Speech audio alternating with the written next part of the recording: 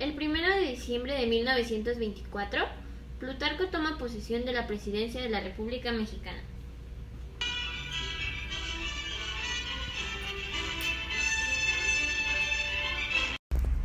El temperamento de Calles era opuesto al de Obregón, quien era expansivo, intuitivo y contradictorio.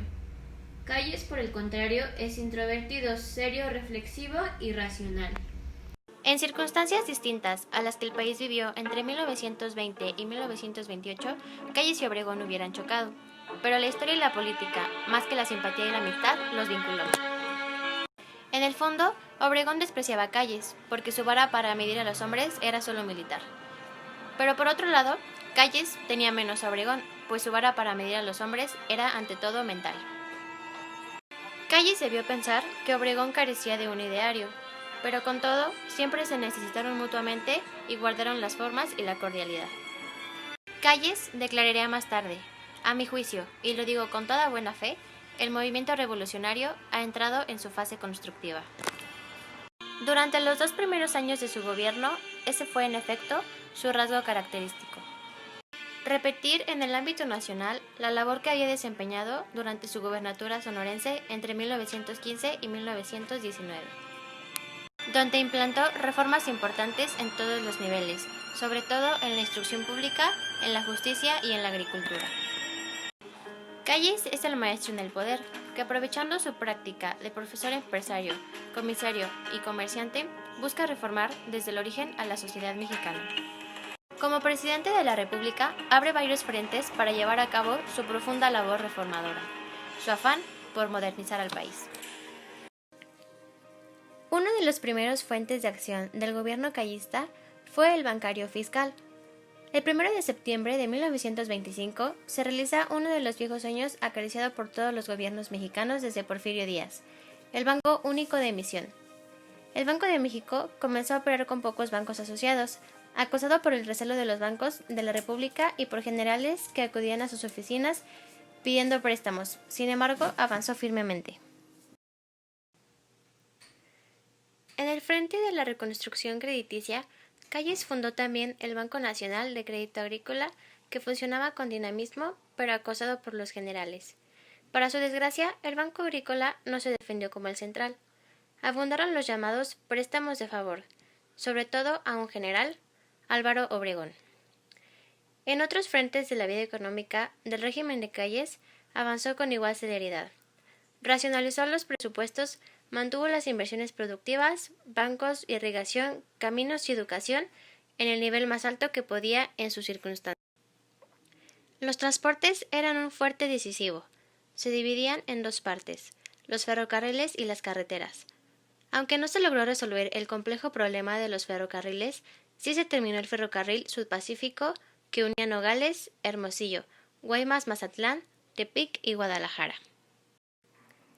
El 19 de septiembre de 1926 se inaugura la carretera México-Puebla, que debería seguir hasta Veracruz. También se abre la de Pachuca y después la de Acapulco.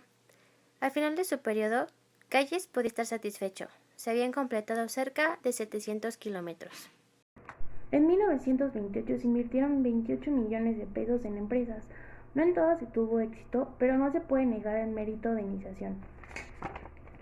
Calles promovió la escuela, ya que era un elemento importante para él. Se abrieron muchas escuelas rurales y en la Ciudad de México las primeras secundarias. También se consolidó un departamento de enseñanza técnica e industrial y se inauguró la de enseñanza por radio de clases prácticas de toda índole. El proyecto educativo favorito de Calles eran las escuelas centrales agrícolas. En 1927 se habían abierto ya escuelas en Durango, Guanajuato y Michoacán, con 500 hectáreas constituidas de edificios, huertas, viñedos, establos y radio. En 1926 fue la modernización del ejército. Calles inauguró el nuevo colegio militar. También se elaboraron leyes y campañas de salud pública, proyectos de vivienda, se incrementó el deporte y se declaró la guerra al alcoholismo. Se creó un nuevo Código Civil cuyo propósito era socializar el derecho civil para que se convirtiera en derecho privado social. extender la esfera del derecho del rico al pobre, del propietario al trabajador y del hombre a la mujer. En una de las cláusulas, el Código Calles borra definitivamente la diferencia entre hijos legítimos y naturales. La gran novedad del periodo de Calles fue la ampliación del papel económico del Estado. Plutarco Elías Calles nació en Guaymas el 25 de septiembre de 1877. Su padre, Plutarco Elías Lucero, descendía de una de las familias de mayor prestigio y riqueza en Sonora. Estudió leyes e hizo una pequeña carrera política. Nunca llegó a casarse. En 1875 se unió con María de Jesús Campuzano, madre de Calles. Plutarco queda huérfano de madre a los 3 años. Se fue con la hermana de su madre, María Josefa Campuzano, y su esposo Juan Bautista Calles, comerciante en licores y abarrotes, quien le provee de manutención, escuela y cuidados, y de quien Plutarco adoptó el apellido Calles. La profesión de maestro era muy prestigiada en aquella sociedad, y Plutarco fue uno de los primeros productos de la nueva pedagogía sonorense. Cuando tenía 20 años, el profesor Calles escribió un poema que tituló Duda. En él se refiere a su alma como un territorio de caos y dolor. En 1899 el caos comenzó a disolver. Plutarco tomó un camino distinto al de su padre. Se casó por lo civil con Natalia Chacón y un año después empezó a procrear una gran familia. En 1910 inició en Guaymas un nuevo negocio con su amigo Santiago Smithers, de compraventa de pasturas, semillas y harinas. En el almacén del negocio se llevaron a cabo algunas reuniones del movimiento maderista con el que Calles simpatizaba. Plutarco quería construir con disciplina pedagógica una vida opuesta a la de su padre. Septiembre de 1911. Calles estrena profesión en Agua Prieta, ya que el gobernador José María Maytorena lo nombra comisario.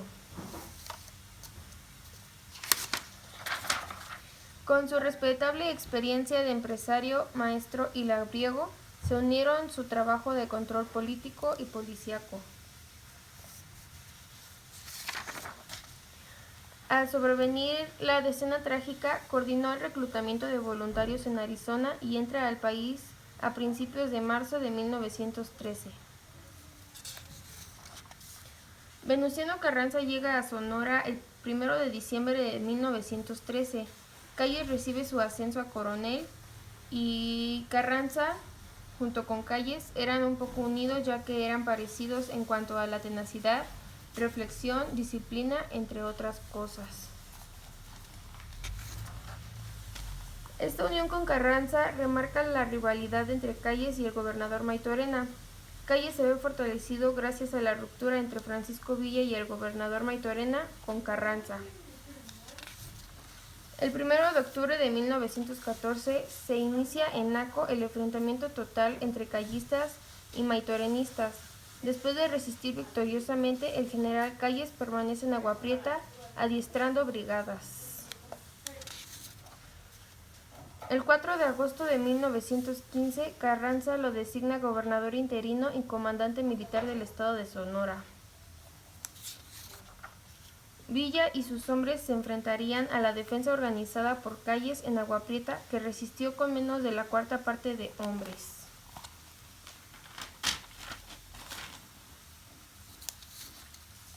Algunos de sus proyectos entrañables fue la fundación de la Escuela Cruz Gálvez de Artes y Oficios en 1919, creada para los huérfanos de la Revolución, para prevenir y reparar en la sociedad el abandono que él mismo había sufrido cuando era pequeño. En 1925 no fue un año de tranquilidad para el Frente Religioso, que tenía más de una década de problemas. Los conflictos se encuentran en el artículo 3 y 130, las cuales la Iglesia no aceptaba. El gobernador callista se propone a reglamentar y hacer cumplir la Constitución.